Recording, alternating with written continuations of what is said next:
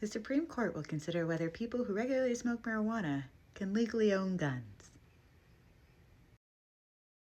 North Carolina governor, the GOP is trying to take away your right to pick your representatives through gerrymandering.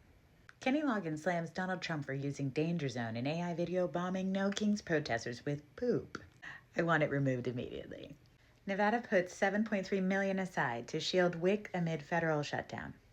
Not only have they started work on the new Trump ballroom, but remember how they said they weren't going to do any damage to the White House in any way to do their ballroom? Yeah. The Pentagon is reportedly ordering staff to watch Hegseth Quantico's speech. The Department of Defense is pressuring staff to watch or read Secretary Hegseth Quantico military address, or else. Poor bastards.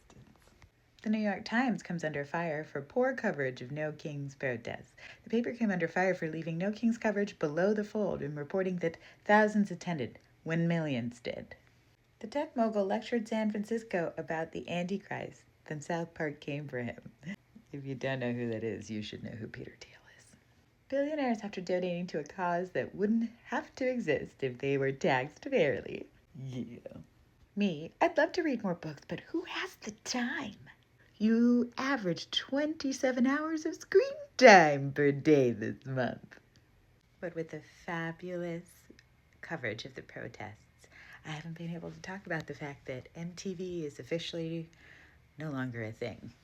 And as somebody who really reads as a walking VJ, I'm sad. I'm sad because it feels like a huge part of me no longer exists. A huge part of who I am and why I am who I am no longer exists. MTV and VH1, because they were kind of collective. So, if there are any Gen Xers or elder millennials who seem a little more down in the dumps, it might not just because, of everything going on. Because MTV no longer exists, and it makes me a little sad. All right, back to regular scheduled programming. The $40 billion Trump is sending to Argentina would be enough to fund Affordable Care Act subsidies for 2 years. Caroline Levitt shares screenshot of text with HuffPost reporter and doesn't help her case. Not even kind of. The crowns they put on their heads are crowns for queens. Aren't y'all obsessed with gender? Does that matter to you?